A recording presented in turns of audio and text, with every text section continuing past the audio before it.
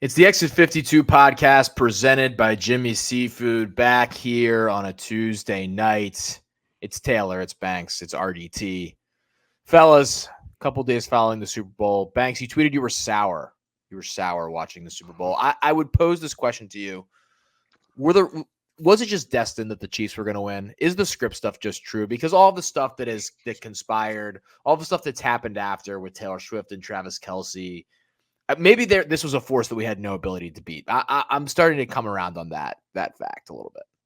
Yeah, no, I think just the general notion is that Mahomes is daddy. He's just daddy. It's just Yeah, you just have to chalk it up and call him your daddy. That goes for everybody here in the NFL. He's inevitable. Everybody said it a bajillion times. It's the coming to terms with it that I think I struggled with for a couple of weeks there, because I knew that that's what that loss meant. Because it was like, hey, this is where we can, create a fork in the road and say, okay, Mahomes, real good early in his career. He won a couple of Super Bowls. He's one of the great quarterbacks, but he's not destined on this superstar path where he's going to challenge Brady and all those types of things. This is just proof that this is the world we live in now. This is one of those things. It's just confirmation. It's like, this is our life now. It is what it is. It's not like we haven't lived it before. And I think that's what shook me to my core, was that just when you think you're out of it with the whole Brady Belichick thing for 20 years, you're right back in it. Just right back in it. It's not like passing of the torch of sorts with Brady beating Mahomes early in his career. The D Ford offsides is kind of like one of those crazy fluky things that seems to only happen for the likes of a Tom Brady, and it happened against Mahomes, and it seems like Mahomes has gotten every break ever since. Some sort of weird passing of the torch in some way, and of course they played another Super Bowl between Tampa and Kansas City, but he's daddy. He's daddy. What else can you say? It's going to be a long 15 years. I hope that if we're just following the script here, that this is that 9-year window, though, where we get to kind of like weird stuff will happen. And, maybe in a couple of years, the Chiefs rip off a 17-0 year and, I don't know, some nondescript NFC team. I hope it's not the Giants, but the Cardinals. Yeah, just somebody random, like the Lions. That'd be awesome. Like just somebody who we could give some more joy to. Like Seattle. Revel in that type of win.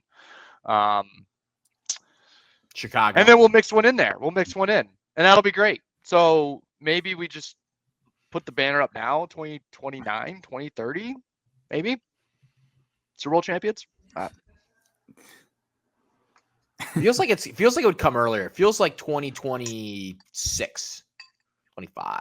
2030 is a long way away. It is, but that's roughly the gap between the 2004 third Super Bowl for Tom Brady and 2012. But if it takes Lamar that long, imagine the hot takes. Right. It will be. I mean, it's gonna be bad. It's gonna be bad. But I mean, you're right. It's right now. It's Pedro. You tip your cap and you call Mahomes your daddy. Like there's nothing else you can do. Yeah, God, that is not a talked about enough line by Pedro. It's such an amazing line. If that line is said now, Twitter is. Yeah. Imagine the photoshops that come out. Yeah, Pedro would have been a great Twitter fodder. He would have been perfect. It's Mahomes is. He's just good. I think he's already a better quarterback than Brady. I don't think there was ever a point where Brady was the best player in football. I don't think he obviously has all the rings and all that stuff. I mean, Patrick Mahomes is the best. He's been the best player in football. He's been by far the best quarterback. Best player, I mean, McCaffrey's obviously up there. There's been a couple other guys, but since the moment he got the starting job, he has been the guy. Like Brady had those years where you're like, he's not, he doesn't look good, or he doesn't do that. Mahomes has done it for 6 years straight, 7 years straight, whatever it is. So it will be a question of whether Brady's longevity is unbelievable at a high level. And it's unprecedented what he did over him and LeBron. It's him and LeBron in terms of doing it for that long at that high level. And the question will be, can Mahomes, Mahomes is what, 28? 28. So can he do it? Like, will he be doing this in 2034? I mean, that's really like what you're talking about if it's a Brady type career. Well, here's the thing. He may not need to. Like, if he wins 2 more Super Bowls in 5 years and 6 years, and then again, he's 34, and he may just be like, I'm 34. I'm going to retire. He's going to have $1 billion in the bank. He's going to probably be close or break a bunch of those records. Like, his numbers are incredible. If he goes out at 5-1 in Super Bowls and is like, I'm good. But the thing is, like, doesn't seem like it, guys like that always hang on for a long time. It feels like the killers, they can't give it up. Where you're like, oh, they should like hang it up, but they just hang on for a while. So I think he does. I think he will be around for a few years too long, just like Brady was. Although Brady, he won't be. If Mahomes is playing at 44, that will be shocking. I think that would be like legitimately shocking. I mean, that's 16 more years. That's insane. That's insane. I mean, that would be insane. Like, if we're having Patrick Mahomes discussions when the three of us are deep into our 40s, that is going to be that is going to be a sad situation. I'll be 51 years old. And you'll be like, that damn Mahomes. That damn Mahomes. Yeah, X32 podcast. Coming out to Mahomes. 4,392. Like, no, he's the best. I think he's by far the best. There's nothing else to say. I think that's the take coming out of the game is him. Their defense also played very well. San Francisco needs a better quarterback than Brock Purdy. I just don't think you're going to be able to get it done long term there with him. But good for Shanahan for getting him all the way there, and then you need to have a guy better than that, I think. But Shanahan's got a narrative he's got to deal with now too. So it's a big thing with him. Like I saw today, they had the press conference where they're like, Kyle Shanahan can't win the big game. And they asked him that, and he was like, well, we had to win big games to get here. And it's like, yeah, I get it. But when the lights are on, the absolute brightest in the second half, I mean, you shrink. It's like he doesn't know what he's doing. I don't know why they threw the ball in that third down, that 3rd and 4, I think it was. I don't know. And again, going back to the Super Bowl before versus them, going back to the Super Bowl versus the Patriots when he's the offensive coordinator, just run the ball, dude. Just run the ball. You got the best running back in football. Just go. So I don't know. He has questions. They forgot about McCaffrey. They forgot about McCaffrey for a little bit in that game. Bizarre. I don't get it. Again, I mean, go out and get a Kirk Cousins or something like that. Brock Purdy's the fun story. 199, blah, blah, blah. Did you know he was Mr. Irrelevant? And he looks like Harbaugh and that 14-year-old TikTok girl, whoever she is. Yeah, that's great. But you're not winning a Super Bowl with Brock Purdy. I don't think so. And and the Niners, it's like the Niners are one of those well, we're just happy to be here franchises. This is one of the premier franchise, one of them in football. So they shouldn't be happy with. I mean, they're 0-3 in their last 3 Super Bowls. So I'm sure they're. I don't know. I don't know. I mean, not gonna get fired or anything, but they got to figure something out with Shanahan and Purdy and all that, because they have the weapons, and now's the time to do it with that rookie, with the low costing quarterback. So, what is everyone's Usher rating? Yeah, you're flashing. Arditti is flashing both of his. Yeah, he was unbelievable. He was good. Good to very good. I also think I get a little bit tired of every single year people come away from the Super Bowl halftime shows saying, greatest ever, greatest show ever. Yeah, I'm not on greatest ever. I think there's no perspective. Go ahead. Yeah, exactly. There's no perspective. Every single year, it's either this was the greatest or this was somewhat of a flop. And when I think of flops, I think of what was it, 3-4 years ago? He didn't even do it on the field. Which guy was that? Who was it? It was, here, let me look it up. 3 or 4 years ago. What the hell is that guy's name? Well, because last year was Rihanna, right? Was that it? J-Lo. It was J-Lo and Shakira a couple years ago. Then there was the Dr. Dre, the Eminem, Dr. Dre, all the rappers in LA. Let me see. Holy shit. The Weekend. That's what I'm trying to think of. Yes. The Weekend was a flop. Yeah. Weekend was bad. Yes. I think most people agree that the Weekend was not very good. I think that has to be the last one where everyone was like, ooh. I think the Rihanna one has not aged as well as people thought coming out of it. I think it was just fine. I enjoyed this one more than Rihanna. Well, that's my point. That night, everyone's like, oh my God. Yeah. To me, Usher just I know there were issues with his miking and people think he was singing that well, but he delivered exactly what I needed him to deliver. high energy, hit the dance moves, give us the, and it is perfectly injected into the veins of people around the three of ours age, where it's like, these were songs in that decade that are just like, I mean, Usher was one of the guys. I mean, he was one of the guys, and he hasn't really been around in a big way for probably like a half decade, but like he's coming to Baltimore for like 2 nights later in the year. Like, I would go see him at this point. Like, he was great. So good for him. His catalog is massive. Also jacked. Good for the man. He's always had a good figure. Yeah, but you take the shirt off in front of 150 million people when you're 45. He knew what he signed up for. He had a good handful of months to get ready for this. Like, I didn't think like Shakir, J-Lo was pretty good. It was good because we were all horny as shit, being like, "Oh yeah, this is the best. Look at them up there." Like, that's all it was. Everyone is just like the coyote, like banging the table. Like, do you guys remember anything about Maroon? Do you guys remember anything about Maroon 5? That one? No, not particularly. The most notable moment of it was Travis Scott sampling "The Sweet Victory." He sampled. Oh, that's right. That's the most notable moment. Yeah, and that's another thing that I feel like is like, oh yeah, they're doing it, but they never do it like we're done with that. The way Like that they should. Yeah, they've kind of like. By the way, the Sweet Victory thing is officially done. They did the entire video that led into the Nickelodeon game, which, by the way, in the first half here at the house, we were watching the Nickelodeon broadcast. The Nickelodeon broadcast was unbelievable. While Nance and Romo are just like, I don't even know what they're doing. Firmly grasp it. I mean, Pat, Star, and Spongy are putting on an absolute clinic. And Dora the Explorer, Dora the Explorer, perfectly explaining the rules. And then it's just putting howitzers into both teams. Need a map to find the end zone? I mean, oh my God. Dora. Larry the Lobster's popping around the field. Plankton's causing hijinks. Noah Eagle and Nate Burleson are helming the whole thing perfectly. It was very, very good. Didn't they say for Travis? Didn't it just say like Taylor Swift's boyfriend or something like that? Yeah, like that. And then this was getting around Twitter.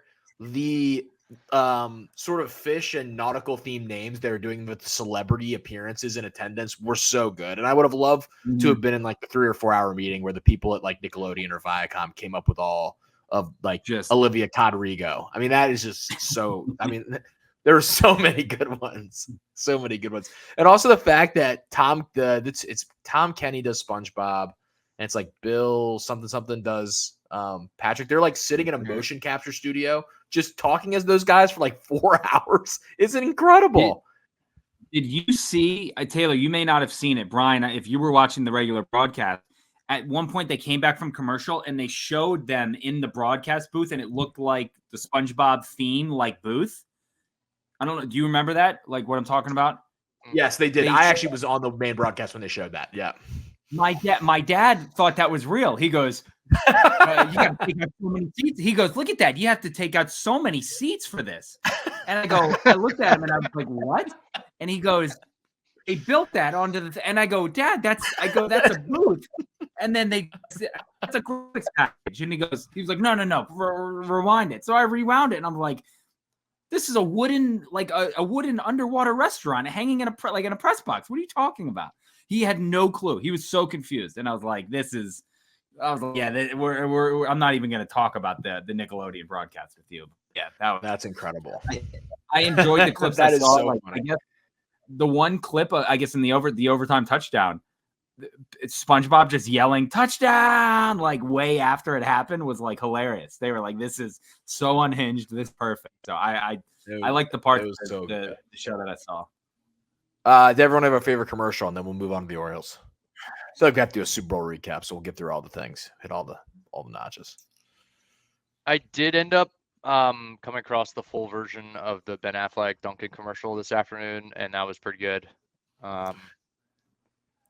Etsy did a commercial with France and the U.S. exchanging the Statue of Liberty, and then the U.S. people realizing they had to buy something or had to get a gift for France, and then buying a cheese board off of Etsy for the French, and then delivering that on a boat in like an old-time, very clever commercial. It played during like around halftime, so I'm sure a lot of people didn't see it because you're getting stuff.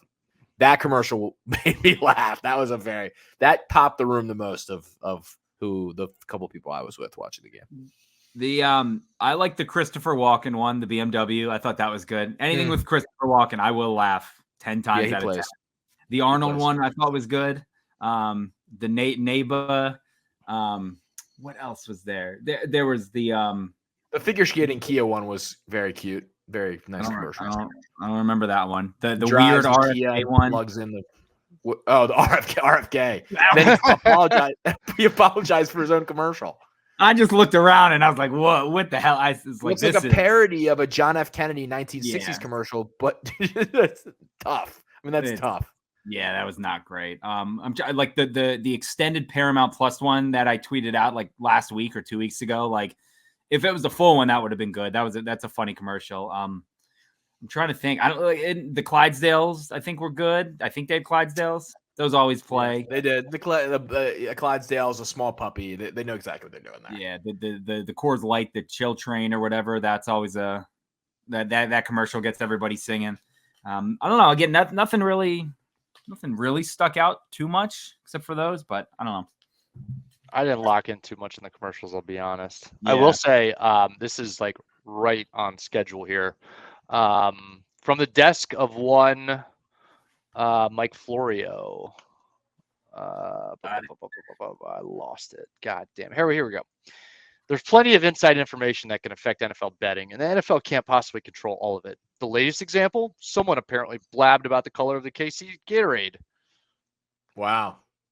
A lot of money came in on purple. He's sinking his teeth into the whole Gatorade inside information conspiracy thing. Yeah. Yep. So Reba held out that last situation to get it to the over as well because she was humming through the first part of it. I remember Temu, like, where do they get the budget? Everyone's credit card, like that's the one. I just remember being like, "Shop like a billionaire" is an insane tagline to use. Like, they know what they're doing. They're targeting like young, like, because the commercial looked like all the video games that JoJo plays, like on my phone and on my iPad. Like the bright colors, they knew what they were doing. And it was like telling people to shop like a billionaire is a crazy move. I get it, but it's like, what are we doing right now? I didn't even know what Temu was before the Super Bowl, and now I can't get away from it. So yeah, I didn't know what it was either. On Temu while we give us some Temu shopping, and we'll move on to our Orioles. I'll just pepper it in as we go here. Yeah, just throw some things. What? All right, let's. A lot of free advertising here for Temu, but yeah, okay. What category should I dive into here first? Give us some. I just open it up. There's lightning deals. I don't know what to call these. Oh, there's a wheel. It's spinning right now for me to get some coupons. $100 off, $100 coupon bundle. I'm hooked. I love it. Hell yeah! You're shopping like a billionaire. Get it now. All right. I'm scanned to download for the app. New user gift. This what could go wrong? I'm gonna let you roll there. We'll move into our first topic here. The boys here week to week during spring training, we're gonna kind of semi deep dive some of the positional roster situations, Orioles wise, as the boys get it started in Sarasota. We're gonna start with the infielders, inspired by proud Maryland grad and former baseball beat writer, Mr. Andy Koskov, dropped an article on the Baltimore Banner talking about the sort of infielder situation and the amount of depth and potential guys that can be contributors at those spots for the Orioles. And his theory was that the Orioles would break camp with 7 infielders, and he divided them into these categories, which I thought would be kind of fun to work off of. The near locks, Gunnar Henderson, Ryan Mountcastle, Ryan O'Hearn. The inside track, Jordan Westberg, Jorge Mateo, Ramon Arias, and Jackson Holiday. The up-and-comers, Kobe Mayo, Connor Norby, Samuel Basallo. I never know. Is it Basallo? I never know if I'm saying his name or Basallo. I think Basallo is what I've heard. It just hasn't been said enough for it to me to be in my brain when I look at it. Eventually it will when he's a Hall of Famer. The hopefuls, Tyler Nevin, Nick Matan, we don't know, and Levon Soto. Arditti, when you look at that list, who do you think are the clear locks? Do you agree with his 3, or would you move anybody up or down? I think Westberg is in that lock category 100%. Like he did way more than enough, I think, last year to warrant a spot. I think he's going to be your starting opening day third baseman. I think you're going to have him at third, Gunnar at short, Jackson at second. I think Jorge makes it too. I think with them, I don't know what he's looking at. He just got some sick deal on Temu or whatever it is. But I forget who it was. Maybe it was Costco last week talking about how they're going to work, and we saw it last year, but they're going to work Mateo out in center field a little more, which that could have ripple effects down the line where if he can be a decent outfielder, Jorge Mateo, and you can put him in center field for, once a week, then that opens up a spot. Basically, you don't need Ryan McKenna, and you can put Heston and Colton Cowser on the roster. Like there's some tricky stuff you can do. So I think Jorge, I don't see him getting traded.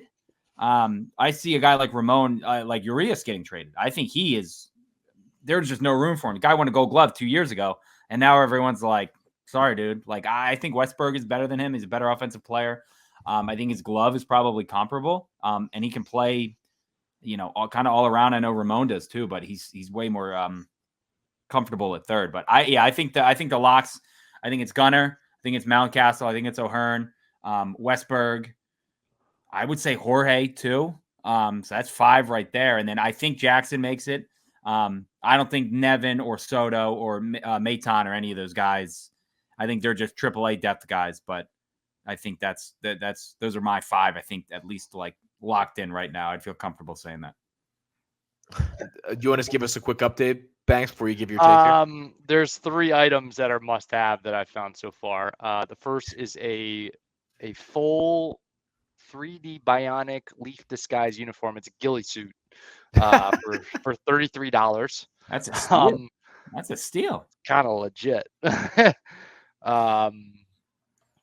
I found some sort of stretchy rain boot overshoe, which is what my mouth was aghast at. It literally is just a very big rubber thing that just goes, I can't even describe it. The picture is the only way I can really do it justice. And then I found a inflatable Grimace suit for $33 as well. So now we're talking. That's the best thing you found. I would say now his birthday's coming around in 3 or 4 months now, so might as well get out in front of it now. Get your Grimace suit. I may buy this. Like this is this is must cop stuff. Do it. All right. Wear it to the tailgate. I might. What Orioles infielder were you gifted to? Would I gift it to? I feel like you got to give it to the new guy. This is some good hazing material. Oh, do we not say that word anymore? Oh boy. Jackson Holiday is getting this Grimace suit without question. And he's carrying all the bubble gum. Is he making your opening day roster? Yes, 100%. No question. You have him as a lock. Let the big dog eat. Yeah. Mm-hmm. Mm-hmm. You got to let your peacocks fly. Yep. Yeah, there's no reason, but I would RDT, I would agree with your list for the most part. It feels like they do need to trade one of these guys at some point. And I think you're right that Urias feels like the kind of veteran guy that you probably don't get a ton back for him. Maybe you get some bullpen depth of some kind or whatever it may be. But with these young guys kind of just like pushing up against the glass ceiling to come into the team, it's at a certain point, you're probably going to have to deal somebody like that. I know we talked about a little bit of, and obviously they've already gotten rid of Joey Ortiz as one of the infielders that just doesn't feel like is going to play. The question is, will they, in this sort of up and coming group of 3, the Mayo and Norby, I guess they're not going to trade Basello, but do they trade either of those guys at some point to add another piece? I think Connor Norby, again, he's just like Joey Ortiz. I think he would be a great player on like the 2018 Orioles, 2019 Orioles. There's just no room for him, and they're too good. Like they're not 4A guys. They're major league players, but they're just like Joey Ortiz. Connor Norby is never going to play over Jackson, Westberg, or Gunnar. Like, and he's too good to be a backup. He's got to be moved somewhere. I think he hit last year like 21 or 22 home runs, had like 90 some RBIs. I know his fielding is not greatest. I think he had like 16 or 17 errors last year, but he's played all around and they messed with him in the outfield.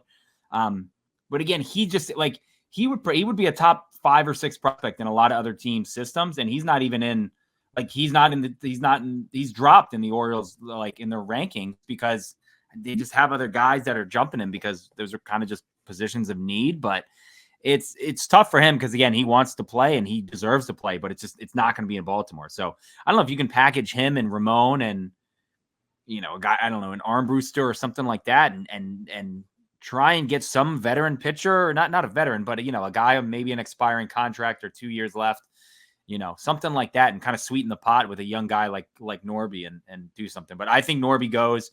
Mayo has to stay. The guy he's built like a refrigerator. He's just massive, and he's got legit 35 to 40 home run power. So like that's you got to keep that. So you find a place for. I think the question will be when does Mayo impact the big league club? Because it feels like it's going to be sooner rather than later. I mean, I don't know how you can eventually keep him off the field, and then how will they kind of construct the roster to eventually bring him up? It doesn't feel like that's going to be on the opening day roster, even though I think in a lot of situations on some teams, Kobe Mayo would clearly be on an opening day roster. But I don't think they're going to be able to keep him in the minors for the entire another year. I just he has to contribute at some point, and then sort of how you manipulate the roster at that point. But I don't maybe he comes into spring training and just is undeniable and steals a spot from somebody, and they have to trade somebody or whatever. I think that's not a crazy thought. But finding places, because you think about first base, obviously you probably have Mountcastle and O'Hearn kind of split the time there. They'll do some DHing. Based on what the matchups are. But I mean, Mayo is going to be a guy that I feel like his bat is just going to not be able to not be in the big leagues at some point. Yeah. That's a guy who you could theoretically put him at DH, but then again, you lose a Mountcastle's bat or an O'Hearn bat, or again, I mean, if he's just one of these Danny Valencia pinch hitting, Danny Valencia with massive power, but you get through a tough righty through 5 innings and then you put him in there or something like that to pinch hit against a lefty reliever and just let him tee off. But yeah, they have to find a place for him. I'm with you. I don't think he makes the opening day roster, but I think we get to a point in like maybe early June where it's like, all right, this guy has 18 home runs in AAA. He's hitting 320. He has 15 doubles. Like, we got to figure something out. And that's where, again, it's a great problem to have. Because like 3 years ago, we were having the conversation like, well, do you bring up Jahmai Jones or is it Pat Valaika? Like who do you bring up? And now it's like, which of the top 100 guys can you can't have all the top 100. Yeah. Guys which one do you want to trade is now the, instead of being like, well, Jahmai Jones hit 212 for the Dodger, it's night and day, the situations they're in now. So yeah, I think the other interesting thing about O'Hearn is he had a clear outlier season last year in terms of what his career looks like. And the question will become if he starts to slip maybe back towards where he's been in his entire career, do they have to make a decision with him at some point? Because right now he's earned the spot. There's no doubt he's going to be on the team clearly.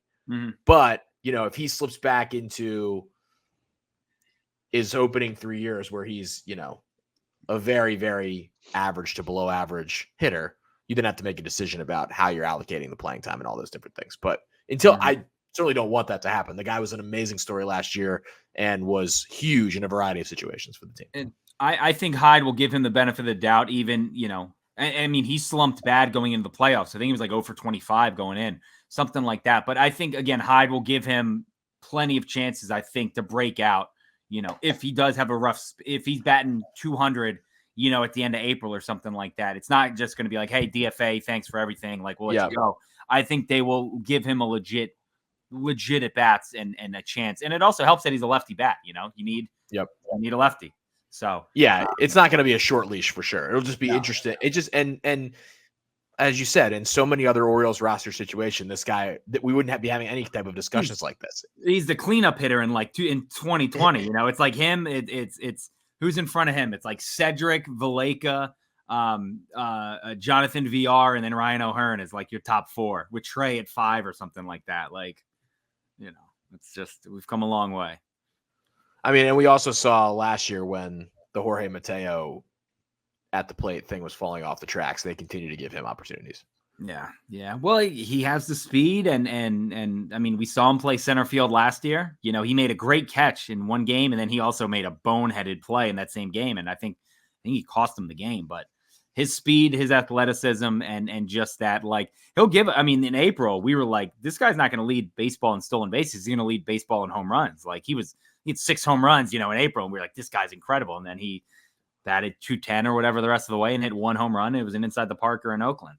But again, he's kind of a wild card. You just know what you get him. He's just the ultimate streaky guy, and he plays defense as well as anyone. So you kind of need that, and that speed will always play, and that'll earn his spot on the bench right there. I think so. Banks, who's your opening day infield for the Orioles? I think the surefire thing is Gunnar at short. I think you put Holiday at second. Mountcastle at first. I think O'Hearn's DHing. And I think Westberg's at third. Arditti, I would imagine you co-sign it. Yeah. Same thing again. I think O'Hearn, because I was on a podcast last night, and the guys were like, "What's your opening day lineup?" And they're playing the Angels. I was like, I have no idea who the Angels opening day starter. You know, if it's a lefty, it could change or whatever. But it's like, who knows who the Angels are throwing out. But yeah, I go Westberg, Gunnar, Jackson, Mountcastle, O'Hearn at DH, Adley up the middle, and pitching. But again, I mean, that's a very, very good hitting infield. Those are professional hitters all around. Like I'm excited for Westberg. I think Westberg could have like a 280, 290 hitting season, and just he's seeing a perfect Buck Showalter guy, just like a guy who he was put on this earth to hit baseballs, and I think that's what he's going to do this year. Like he's not going to hit 30 home runs, he's not going to hit 25 home runs, but I think he's just going to be an awesome, like, clutch, bury them down, bury some doubles down the line into the corner of the into the corner down there. So I'm excited. It's a sexy, fun infield. It's a very fun infield. Sexy and fun. Yeah. Sexy and fun. I mean, I think you're right. I think Westberg, if the floor is your rookie year where you're just getting used to the bigs and you're hitting, you know, he was like around 260. 260, yeah. I mean, he's the power will tick up a little bit, the average will tick up a little bit, and that's a very productive major league player, especially with the star power around him. He's going to get pitches to hit as well. I mean, you're going to have to attack Jordan Westberg if you're going through that lineup, which is no disrespect to him. You just have all these other guys around him, and I don't think they're going to be able to. I've said this. I was saying this like at the end of last year where I thought they might bring him up. I just don't think. I think Jackson Holliday is going to be just one of those undeniable players. I just don't see how he won't run out of center field on the orange carpet as the starting second baseman. Yeah, I'm right there with you. Yeah, I mean, here's in 208 at bats, Westberg hit 260, 3 home runs, 23 RBIs, 4 stolen bases, 715 OPS. That's fine. Like, that's good. Again, I think he's a perfect complement to the lineup in the infield, and he doesn't need to be the guy, and he's never going to have massive amounts of, because he looked left him rookie year and probably the other rookie year, and then you got a guy with 35 home run power at first. So he can just kind of be like, if he's your 8 hitter, sign me up for that any day. Like 7, 8, 9 hitter for Jordan Westberg. Absolutely. What I absolutely love about how the roster is constructed right now in a good way, especially coming into a season where now stuff is expected of you and guys have been entrenched from last year. There's a lot of competition at spots.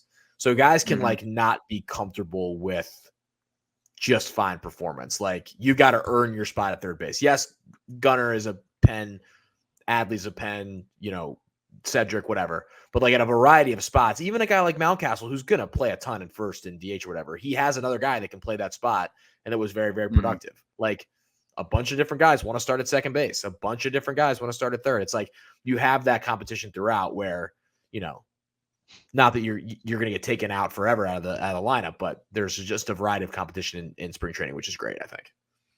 100%. And again, the guy that's pushing a Westberg and a Jackson, it's a guy who won a gold 2 years ago. Like, it's not, it's not like it's like, it's Adam Frazier, is your backup at second. No, like it's Ramon Urias, who again won a Gold Glove and has shown that he can play all around. So I'm with you. I think that's only going to help them in the long run.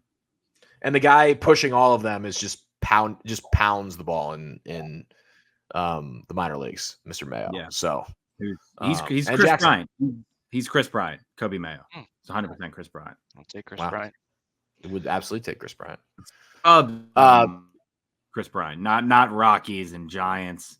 Chris Bryant. Yes. Remember he was on the Giants? He had a weird back half of the career. Very weird back half of the career. Is he done? No, he's on the Rockies. Is having a weird. Okay. Excuse me. Bad Sure. time. He signed that Is having massive a deal, back got Yeah, hurt, he's and there is just for a while, I think. He's only I'm good. 32. He's only 32. I know. Last year, Rockies, 2023, 10 homers, 31 RBIs, 233. Ooh. Not great. Won the MVP in his second season. Has not really risen back to that level for extended period of time. One other Orioles note to get to real quick, and then we'll get a quick Temu update, and then we'll go to Nick Kinger medley. Cross the wire just before we started recording, a little spring training coverage news. Masson is going to do more games, according to Jacob Calvin Meyer of the Baltimore Sun. Broadcasters will be based in Baltimore, not in Florida, according to his sources. Unclear on how many games will be done. Good that they're doing more games. I don't necessarily have a problem with them doing it remotely in this situation. In spring training, you're going to have to cost cut in this kind of new era of what it looks like. Just don't do remote broadcasts during the games that matter. If you're going to do them for spring training and that allows us to have more spring training games, I think that's a fine decision. And we get more games in the air and fans can enjoy that. Just cannot have them in Baltimore when the Orioles are in Boston in the middle of June. Just can't happen. Wherever they're, I don't know if they're in Boston in the middle of June, but you get my point. So good they're doing more games, though. I wonder if them doing less games in spring training means that they're working on more games for the playoffs. Because I think the announcers have a set number of games. Like you're doing 65 games and they can be spread out, I think, through spring training and regular season and playoffs and all that. So it's like, that's what you do. So I wonder, again, I have no clue if that's what it is, but again, I saw the news and it was like, oh, they're going to be broadcast from Baltimore. Cool. Don't care. Does not matter. Spring training does not matter to me. It zero effect on anything going forward. Like doesn't matter. So again, I'm happy that they're doing more games. I would love to watch more games. I know the Red Sox, I think it said the Red Sox and Jays do like 20 games. You may have just read that, Taylor, but, again, 7 games. Sure. 7 games. Sorry, it's on Twitter. It said unclear, and then 7 is in the article. Yeah, 7 in the article. No, but I what's crazy? Listen to this stat. Over the past 3 spring trainings, Masson has broadcast 9 out of the Orioles' 72 spring training games. Weren't like 4 of them last year? They said 4 of them were last year. Yes. Yeah. And again, I don't know. People get so upset. Dodgers are doing 30 of 32. Toronto's getting 26, including all 15 home games. Nesson is doing 22 of the Red Sox games. Yeah, which people were like, complaining. It's I can't get worked up about spring training broadcasts. I just can't. Yeah. But nice that they're uptaking them. I don't think this is ever going to be a situation where Masson ever commits to doing a lot of spring training games. No. And I think most of the people that even complain about that stuff forget the games are on and don't watch them anyway because they're in the middle of the day. So it's never been that big of a deal. But I do like the commitment being shown is nice. I'll be interested to see if stuff looks different this year, if there's even more commitment to pre and post, if there's more resources put into certain things, because they showed an uptick. They certainly made some effort last year as the team got better. Is there a plan in place for them to do some of that stuff? They're listening. They know I know that they're like listening to what the fans want. We know they're listening, and we know directly that they're listening for sure. They are listening. And obviously some of it is some of your best laid plans can also be out of your control too. So that they're doing it within, kind of what they're being given and all those different things. So but excited to have a few more games. And then obviously I think the Orioles will just probably be featured more in MLB Network's spring training coverage and all those different things too. So it'll probably just be the Orioles will be way more accessible spring training wise as we go through the next month and a half or so. Any update? Anything else put in the cart? And then we'll get to Nick. There's so many things. As I've gone down and scrolled the page, it's your classic page that queues up more items as you scroll down. It's clearly picked up on the handful of things that I've clicked on that I find funny or interesting. This will disgust you, Taylor. We have now gotten to the point where I am starting to see Masters licensed things that are just clearly knockoffs and are there to be bought by people who did not go to the tournament. Hate that. Yeah, so the folks at ANGC are not going to be too happy about that. I would not imagine. I do see and have some little and by the way, as you said, have a little respect for the tournament. You got to have a little respect. Correct. I may hunt those people down for them.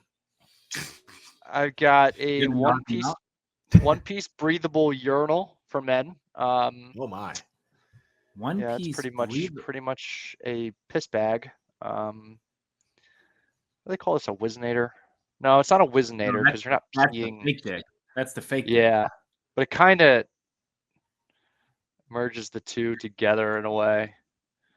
Anyways, for some reason, this website thinks my name must be Dave because there's tons of licensed items saying things like, "I'm Dave doing Dave things." That is such an interesting marketing strategy. There are these basketballs that are inscripted. So I'll just read what this one says. Bear with me here. Okay. This is a basketball, and the writing is in like the black rubber. You know how Spalding is in the basketball in black? Like in the orange, it's in black. To my grandson, I want you to believe deep in your heart that you're capable of achieving anything you put your mind to, that you will never lose. You either win or learn. Just go forth and aim for the skies. I can't promise to be here for the rest of your life, but I can promise to love you for the rest of mine. All of that is on a single basketball. A 29.5-inch basketball, by the way. That's a youth-size basketball. That's ridiculous. I think that makes it easier or harder to palm it, like the writing on it. Gotta give you more grip, maybe. Yeah. Thanks, Grandma. You fucking jam. Available to you for 41% off at the low price of $25.63. There have been a lot of woven golf belts. That's not shocking. That's more. Lot of golf novelty type of deals. Definitely some rangefinders that are undoubtedly piss poor. I saw I almost said the Y word. A New York baseball jersey with name and number on the back. More basketballs with inscriptions. Grills. Yes, the ones that go in your mouth. Nice. So good stuff. Yeah, no, there's a lot here. There's a lot of this could come in handy come Captain's Cup time too. Not a bad call there. I would say a good portion of this stuff is probably because of the ghillie suit click. Let's just say I anticipate this website's demographic very much being middle America. Let's just put it that way. Seems about right. They shop like a billionaire. They get it. Shop like a billionaire. Nick Cantor Medley, Maryland person of the week. Arditti, start us off.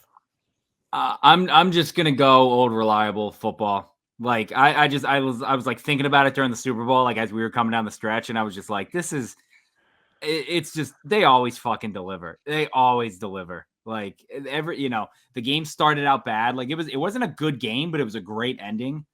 Like just coming down that stretch, being like, we know how this is gonna end. Like we're gonna get some big play in overtime, and it's just football is the best. It's so good. And again, just how it's no secret, but how they just turn everything into such a monumental event. Like it being in Vegas, it just felt bigger. Like I don't know, it was I don't know, it was weird, but I love it, and football is just so good. I think that the Chiefs are also just and partly this is the Taylor Swift factor, but partly just because they've now been in these gigantic games watched by hundreds of millions of people over and over and over. They're just like a huge deal. I think the Chiefs, it's so funny. It's the Chiefs in there from Kansas City, and it doesn't feel like, what would be on the marquee, but I just think they have huge stars and are a huge deal. Like Kelsey and Mahomes are just gigantic stars. Yeah. And San Francisco didn't have similar star power on the other side. I mean, McCaffrey and Purdy was a nice story, but I just think the Chiefs are an amazing A side at this point.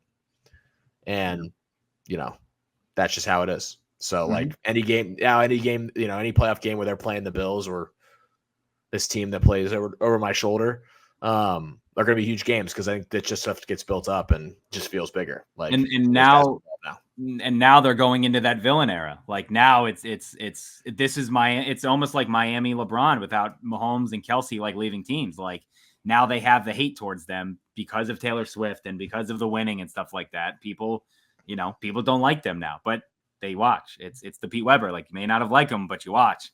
Like that's just what you do. No, football again just continues to be unbelievable. And by the way, next year we're going to get college football playoff quarterfinals that are just going to be an enormous deal. So football just continues to. Do you guys know what they're doing for the Eagles? So they announced it a couple weeks ago. The Eagles are playing that Friday night game, week 1 in Sao Paulo. So are we getting a Thursday night opening game, a Friday night game, college football on Saturday, and then the rest of week 1 on nice. Okay. I didn't know what it would seem like. Yeah. Yeah. I didn't know if this was like if the Eagles game was replacing the Thursday night game. I would bet the Eagles game replaces the Monday night doubleheader. I think the ESPN will get but ESPN has Friday night college football normally. I would just assume maybe it'll be a streaming game. Maybe it'll go to like Amazon or that would not shock me. Prime would actually make more sense. And then ESPN will retain the Monday night doubleheader on Monday night. I just because, but I don't know. I think that'll be insane to have a Friday. I mean, and it goes against, if anyone read into this, it goes against like literally like a government situation where like the NFL was forbidden from playing on Friday nights because of high school football. It's like, all right, we're just going to play in Brazil. Yeah. It's fine. Well, again, they did on Black Friday, Yeah. So do whatever they want. Yeah, that's a good pick. I'll go here. I'm taking what looks to be one of the really up and coming, or not up and coming is the wrong word.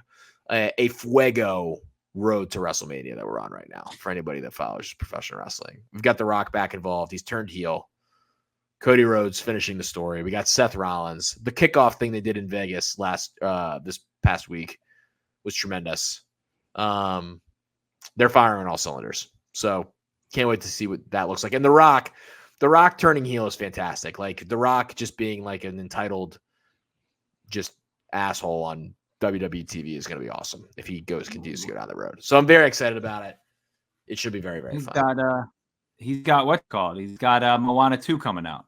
And then he's got Moana 2. So he's eventually going to have to turn back the other way because he's, a level of a figure among kids. But very good stuff from WWE right now for anyone that lives in that world.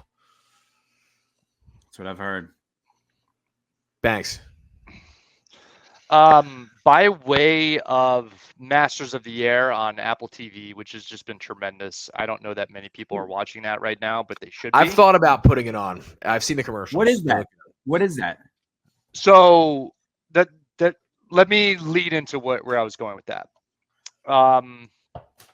Masters of the Air is somewhat of a third installment of Tom Hanks and Steven Spielberg in the same spirit in which they did Band of Brothers and The Pacific.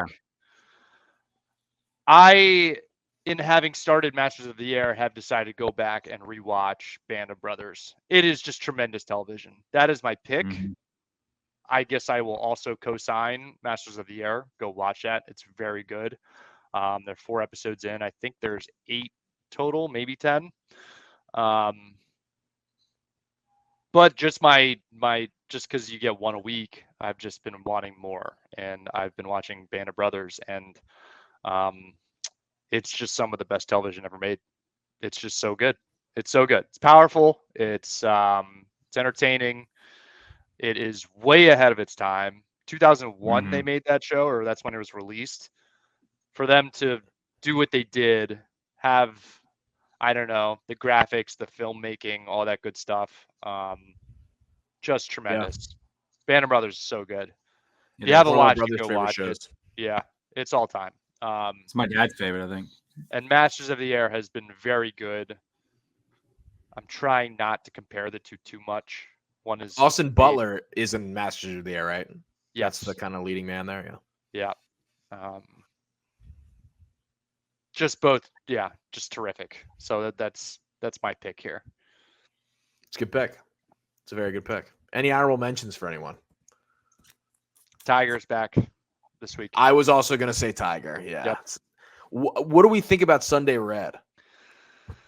I like it. I'm digesting it still. I think that the name, I don't hate the logo. I think the name is a little too on the nose. Yeah. Just like just separating it into 3 words is like a little bit like, are you it's forcing it? It got too